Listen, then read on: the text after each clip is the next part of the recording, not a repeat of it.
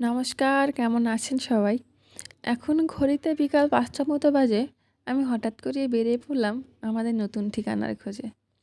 এটাকে ঠিক খোঁজা বলা যায় না, কারণ আমি খুঁজতে যাচ্ছি না, আমি জাস্ট দেখতে যাচ্ছি। যেহেতু সময় পায় না, ওর একটা ছোট ভাইকে বলে রেখেছিল যে, "আমাদের জন্য একটা বাসা খুঁজে রাখিস, এরপর সময় করে আমরা গিয়ে দেখে আসবো।"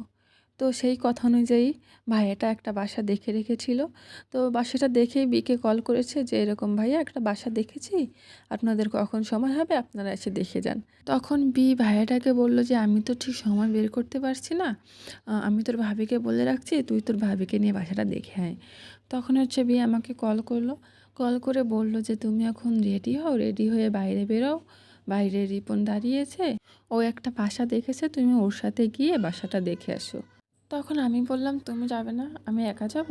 তখন ও বলল, "হ্যাঁ, তুমি একাই যাও, তুমি যেয়ে দেখে আসো। তোমার পছন্দ হলে আমারও হবে, আমার দেখতে হবে না। তাছাড়া তুমি গিয়ে ভিডিও করে নিয়ে এসো, আমি সেটাই দেখব।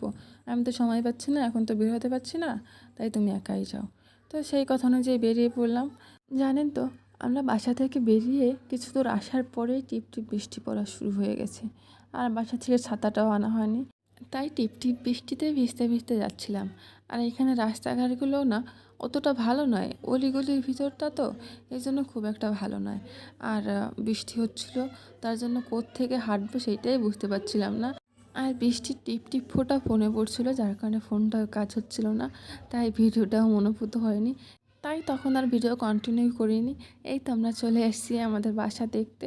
তো প্রথমে এটা ছিল রুম, যে রুমটা দেখা হয়েছে আমাদের জন্য। তো এটা রুমটার লুকটা ছিল এরকম, ওই যে জানলাটা। তো রুম থেকে বেরিয়ে এটা হচ্ছে বাথরুম। তো বাথরুমটাও না বেশ বড় ছিল, বেশ ভালো আর কি। তো বাথরুমটা থেকে বেরিয়ে সাইডেই হচ্ছে কিচেনটা। তো এইখানে আমার একটু মনোভূত হচ্ছিল না, কারণ কিচেনটা দুইটা ফ্যামিলির এক জায়গায় ব্যবহার করতে হবে, কিন্তু আমি চাচ্ছিলাম একটু সেপারেট কিছু।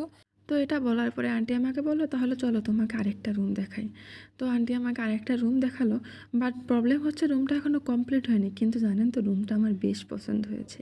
বেশ খোলামেলা ছিল, সুন্দর ছিল। তখন আমি আন্টিকে বললাম যে, "আন্টি, আমাদের যদি এইখানে দেন তাহলে আমরা এখন ওইখানে উঠবো, এটা কমপ্লিট হওয়ার পরে আমরা এখানে শিফট করে যাব।" তখন আন্টি বললো, "ওকে, ঠিক আছে, তাহলে উঠে যাও, তোমরা এখানেই উঠবে।"